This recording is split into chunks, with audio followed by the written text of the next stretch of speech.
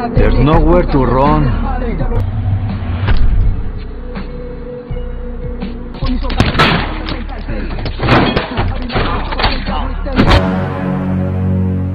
Halo Rebahners, dimanapun kalian berada, bagaimana kabarnya? Kembali lagi bersama saya John. Sebuah film berjudul There Are No Saints tahun 2022 akan menceritakan tentang seorang mantan narapidana yang berniat untuk bertaubat, tetapi ada saja hal-hal atau godaan-godaan yang membuatnya harus terjun kembali ke dalam dunia kelam. Seperti apa kisahnya? Langsung saja pasang handsfree, simetriskan pusat rebahan, kencangkan celana dalam, selamat menonton, dan Jeki Cerot.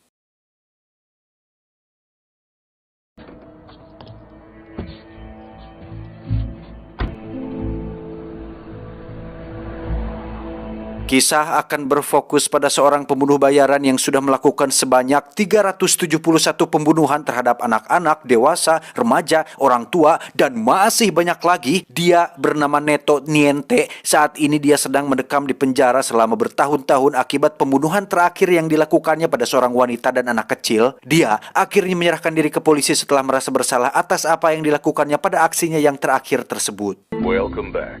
I have to tell all of you listeners, in case you haven't already, this is the kind of guy who should be locked away for good.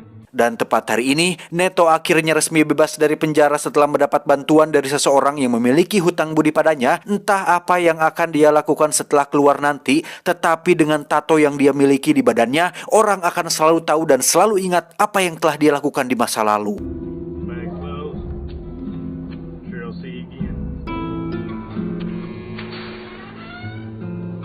Dan inilah, tidak ada orang suci.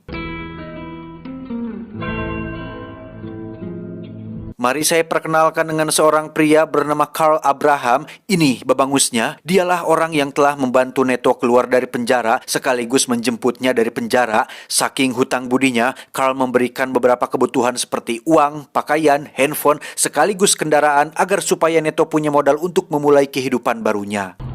Well, you got about 30 grand-ish. Plus your passport.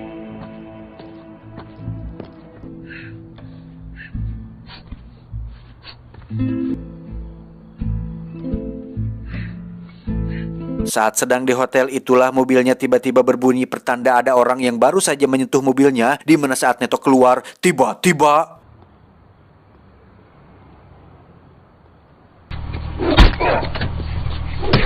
ya, beberapa polisi yang membenci Neto pun menghajarnya secara tidak puguh-puguh dan menganggap jika Neto tidak akan berubah dan harusnya membusuk di penjara, yang hal ini sangat wajar terjadi mengingat apa yang Neto lakukan di masa lalu benar-benar tidak bisa dimaafkan.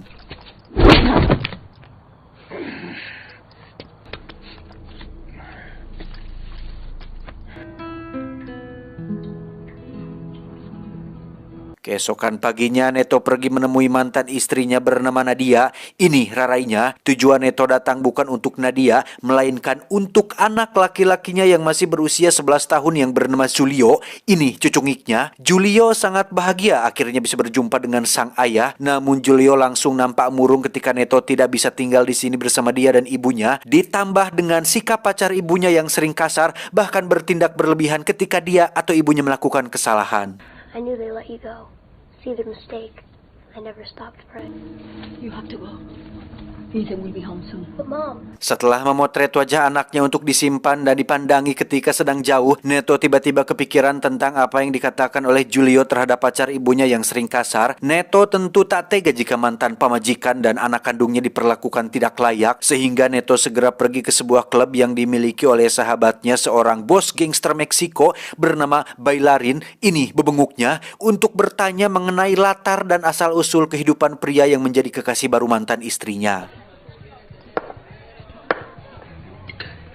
Diketahui jika pria yang dimaksud bernama Vincent Rice tidak pakai rompis, seorang pria yang memiliki bisnis properti yang ternyata punya usaha sampingan sebagai penyelundup senjata yang bekerja sama dengan kartel dari Meksiko. He has way down south. Not with us. Keesokannya Neto mulai mengikuti kemana Nadia pergi yang ternyata menuju sebuah pabrik kosong yang di situ sudah ada si Vincent. Ini bebenguknya. Benar kata si bos gangster. Vincent ini adalah tipikal pria yang kasar terhadap perempuan, yang hal itu dibuktikan ketika dia melempar uang mingguan ke pebangus Nadia tanpa rasa sopan sedikit pun. Game's over.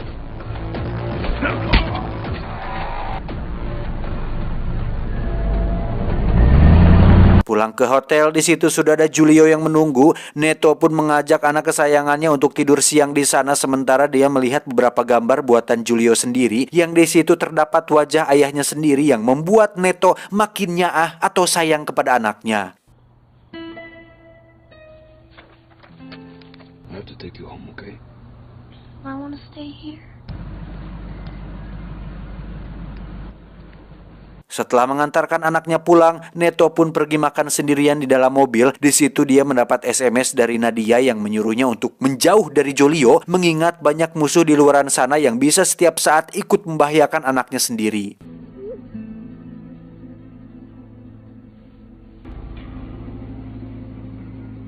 Dan baru saja dicariosin, muncullah beberapa orang bersenjata yang menghadang Neto. Entah suruhan siapa orang-orang ini, tapi Neto yang memiliki ekspresi dingin dan penuh kekejaman pun langsung menghancurkan mereka semua tanpa kesulitan sedikit pun.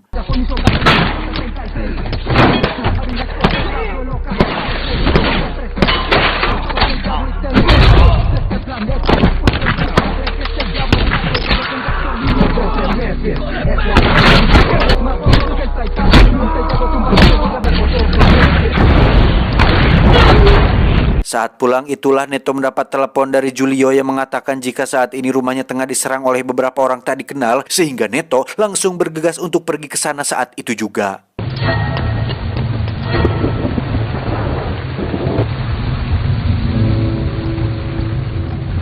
Tiba di sana, Neto sangat dibuat terpukul tatkala menemukan Nadia sudah tewas bersimbah darah, yang ternyata aksi ini dilakukan oleh kekasihnya sendiri. Siapa lagi kalau bukan Vincent, tidak pakai Desta. Sambil menodongkan Julio, Vincent meminta Neto untuk jangan bergerak, namun dia sudah salah besar karena betapapun Neo diancam, dia akan selalu bisa menang berkat bantuan dari orang dalam, sutradara.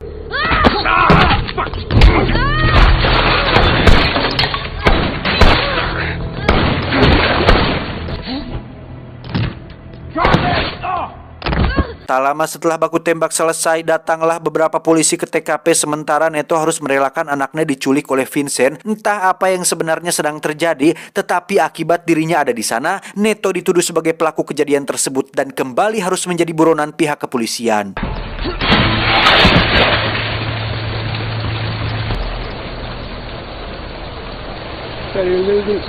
Untuk kedua kalinya Neto meminta bantuan Carl untuk mencari tahu kemana Julio dibawa. Carl memang tidak tahu tentang hal itu, tapi tahu siapa yang mengetahuinya. Orang itu bernama Jetring, seorang penjual senjata yang mendapat pasokan dari Vincent, yang pastinya tahu kemana perginya dan tahu di mana markasnya. Cara del Norte, right? That's his nickname, the face of the North. Setelah mendapat bantuan uang dan mobil, Neto segera pergi ke klub milik Jetring. Di situ dia bertemu dengan seorang bartender wanita bernama Inez. Ini parasnya yang membantu Neto untuk mempertemukannya dengan pacarnya si Jetring ini. Dia bernama Collie, dibaca K bukan C, yang langsung membawa Neto untuk pergi ke rumah Jetring saat itu juga. Here's a down payment.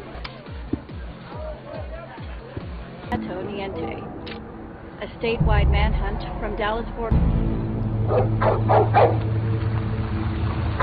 Tiba di sana, Collie langsung mengenalkan Neto kepada Jetring. Ini cucungiknya. Neto mengaku bekerja untuk Vincent dan sedang melakukan survei atas perintah dari Vincent, tanpa Neto sadari jika Jetring merupakan sahabat dekat Vincent yang tentu tahu siapa yang kenal sama dia dan siapa kenalan dengan koleganya. Sehingga ketika menyadari Neto berbohong, Jetring pun segera mengambil senjata untuk membunuhnya dan...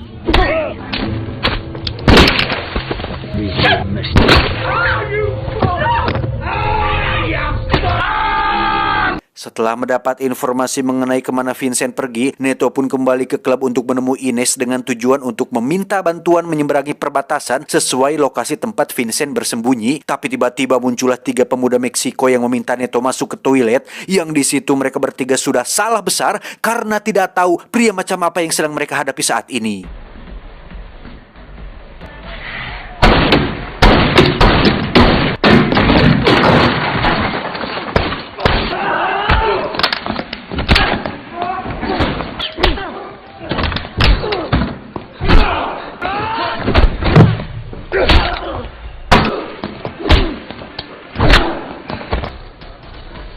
Are you okay? Yeah. Dengan bayaran yang cukup besar yakni sekitar 10 juta rupiah, Ines akhirnya bersedia berpura-pura menjadi istri Neto supaya bisa membawanya melewati perbatasan menuju Meksiko, dan mereka berdua berhasil melewati perbatasan dengan cukup aman setelah para petugas teralihkan perhatiannya oleh kecantikan dan keaduhaian si Ines ini. I mean, don't you need some help maybe? If you're my man. You were too busy looking at your tits.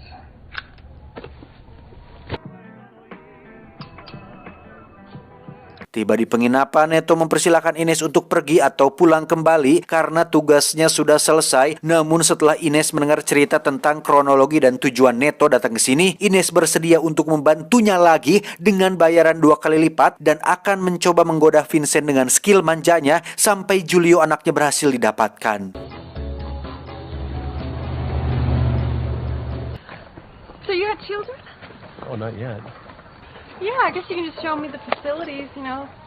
Hasil pertemuan itu, Ines belum bisa mendapatkan informasi apapun tentang Julio, namun masih ada kesempatan ketika Vincent mengajak untuk melakukan pertemuan lagi di rumahnya, berharap kali ini ada sedikit info tentang keberadaan di mana Julio disekap. Well, if I don't see him at 10.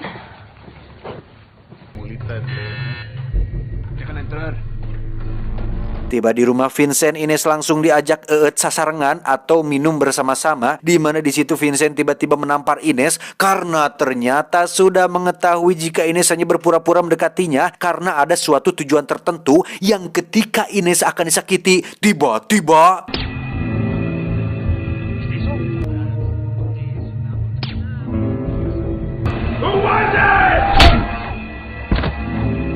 berlokasi di dapur rumahnya. Vincent pun diikat di kursi dan dibanyur air panas, dicopot kukunya, dibakar dengan korek api bara, dan dipotong satu persatu jarinya hingga teriak kesakitan untuk supaya mau memberitahu di mana Julio anaknya disembunyikan.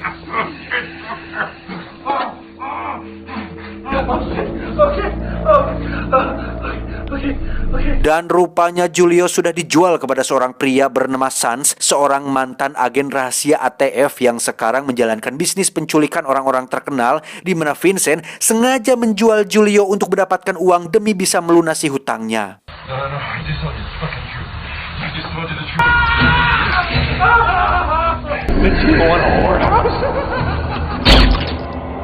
Setelah membunuh Vincent, Neto pun menghubungi Bailarin, si bos gangster Meksiko, untuk menanyakan siapa pria bernama Sans dan di mana markasnya. Di mana saat sudah mendapatkan tempatnya, Neto menyuruh Ines untuk pulang dan jangan ikut terlibat lagi. Namun rupanya Ines memiliki kretek untuk peduli dengan masalah ini dan memutuskan kembali menemani Neto sampai Julio berhasil didapatkan.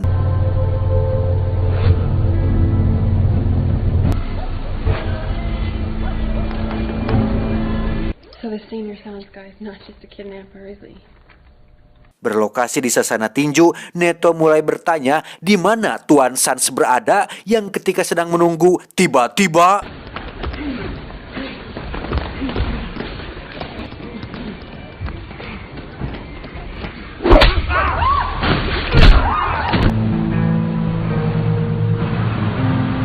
ya, Neto dan Ines pun diculik untuk dibawa ke tempat Mr. Sans, di mana saat Ines dibawa duluan, Neto mulai menunjukkan kelihayannya dengan menghabisi semua orang yang ada di mobil hingga membuatnya bisa mengikuti kemana Ines dibawa.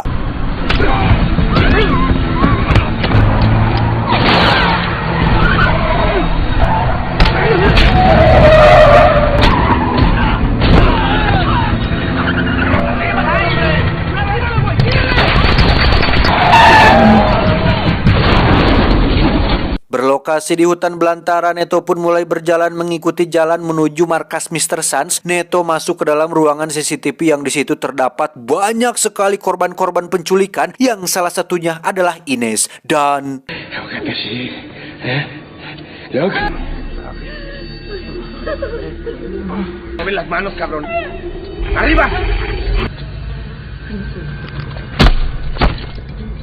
Dan inilah Mr. Sans atau Tuan Sans, sang penculik sekaligus mantan iblis merah yang biasa dipanggil Hellboy. Terlihat Julio sedang diikat terbalik tepat di atas sumur, yang rupanya alasan dia membeli Julio bukanlah sebuah kebetulan, melainkan ada alasan yang lebih kuat, yaitu balas dendam alias repenge. Karena ternyata Neto sudah membunuh anak dan istrinya di waktu silam. reminds me of my own son. Don't you think? Hey! Don't tell me you don't remember that. Dan luar biasanya, ketika Julio sedang ditenggelamkan dan Neto sedang memberontak, Tuan Sans atau Mr. Sans ini dengan Sans-nya hanya menonton aksi tersebut tanpa melakukan apa-apa dan justru malah menembak satu anak buahnya hanya gara-gara keras kepala ingin membunuh Neto.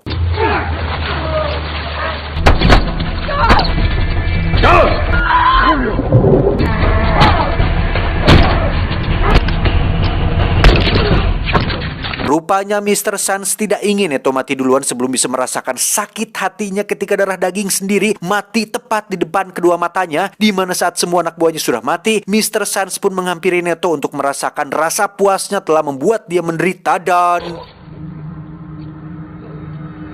Let's see how your boy is doing.